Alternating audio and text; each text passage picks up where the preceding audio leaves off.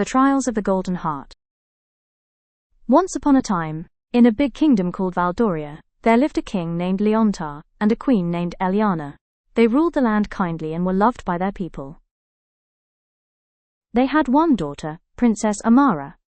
She was not only pretty, but also kind and smart.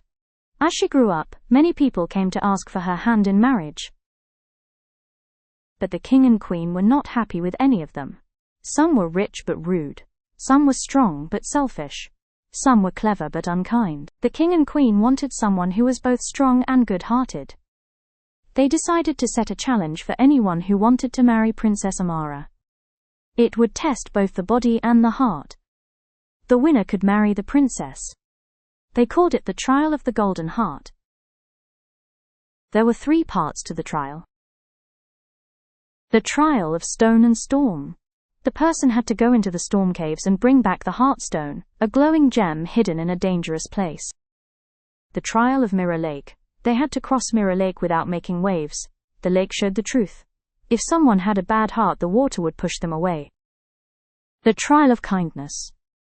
On the way back to the castle, the person would meet a hurt old woman, a crying child, and an animal caught in a trap. The test was to see if they would stop to help or just keep going. Princess Amara watched all of this in secret, dressed like a normal girl. Many men came. Princes, knights, warriors. But most failed. Some were too proud, others were too cold. Some were strong, but they didn't stop to help the people in need. One day, a young man named Kale came. He was the son of a blacksmith from a small village. People laughed at him, but the king let him try. In the storm caves, Kale braved the collapsing paths, shielding a wounded guard he found on the way, carrying him even as the rocks fell. He retrieved the Heartstone and helped the man to safety.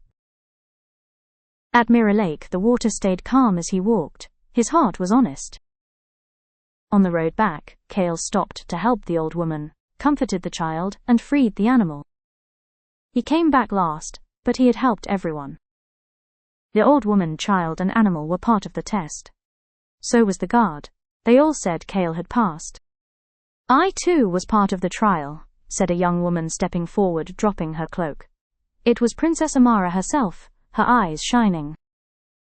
I watched every trial, she said, and I saw not only strength but kindness and true nobility in Kale. The king and queen smiled, for they saw what their daughter saw, the heart they had waited for, and that Kale was the right one.